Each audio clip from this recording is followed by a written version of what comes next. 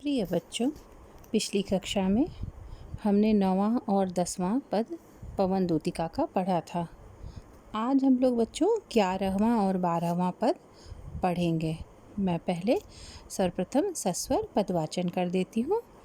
आप ध्यान से सुनिए। तू देखेगी जलद तन को जावही तदगता हो, होंगे लोने नयन उनके ज्योति उत्कीर्णकारी, मुद्रा होगी वरवदन की मूर्ति सी सौम्यता की, सीधे साधे वचन उनके सिक्त होंगे सुधा से, नीले फूले कमल दल सी गात की श्यामता है, पीला प्यारा वसन कटि में पहनते हैं फवीला, छोटी काली अलख मुक्की कांति को है बढ़ाती, सद वस्त्रों में नवल तन की फूटती सी प्रभा है। बच्चों पहले कठिन शब्दों के अर्थ लिख लीजिए। जलद तन यानी बादल के समान, तदगता है।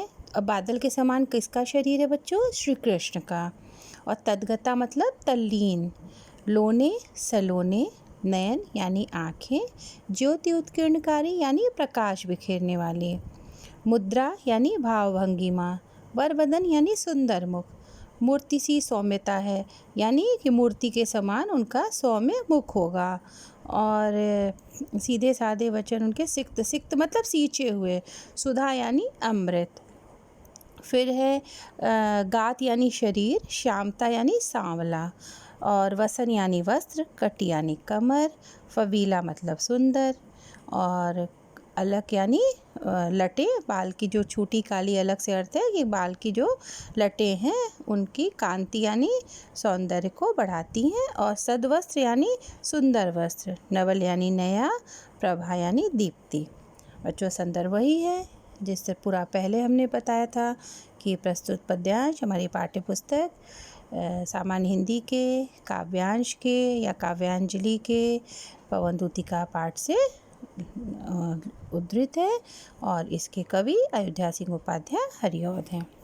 अब बच्चों हम लोग इसका अर्थ पहले प्रसंग सुन लीजिए, फिर भाव आपको हम व्याख्या सुनाते हैं।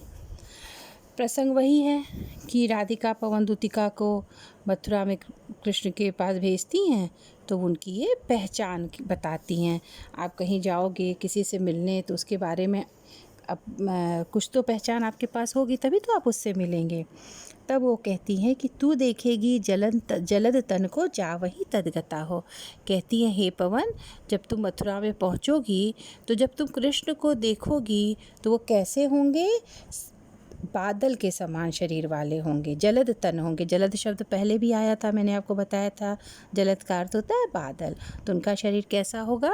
बादल के समान, मतलब श्याम वर्ण के कृष्ण है ना, तो इसलिए उन्होंने उनकी तुलना उनको किसकी उपमा दी है? बादल की दी है, कि बादल के समान सांवले वर्ण वाले श्री कृष्ण को तुम वहाँ देखोगी और तदगता हो जाओ यानी तल्लीन हो जाओगी, एकदम लीन हो करके तुम उस वातावरण में स्वयं को ढाल करके वैसी हो करके तुम भी वहाँ पर उनको देखोगी। और होंगे लोने नयन उनके ज्योति उत्कीर्णकारी, उनके नयन कैसे होंगे? सलोने से होंगे, सुंदर से होंगे, और उनकी आँखें मानो प्रकाश बिखेर रही हों, ऐसी उनकी सुंदर आँखें होंगी। मुद्रा होगी वरवदन की, मूर्ति सी सौम्यता की, उनके जो कृष्ण के जो नेत्र हैं वो प्रकाश बिखेरते होंगे, और जो उनका मुख है उसकी भावभंगिमा वो कैसी होगी? मूर्ति के समान सौम्य होगी, और जब वो सीधे साधे वचन उनके सिक्त होंगे सीधा से, और वो वचन कैसे बोलते होंगे? मानो उनके वचन जो है अमृत के समान हो, ऐसे सुंदर वचन वो बोलते होंगे। अमृत से सींचे हुए वचन वो बड़े प्रेम से सीधे साधे वचन को वो बोलते होंगे। नीले फूले कमल दल सी श्याम गात की श्यामता है, और उनका जो शरीर है वो कैसा है? नीले खिले हुए कमल के समान सांवला है।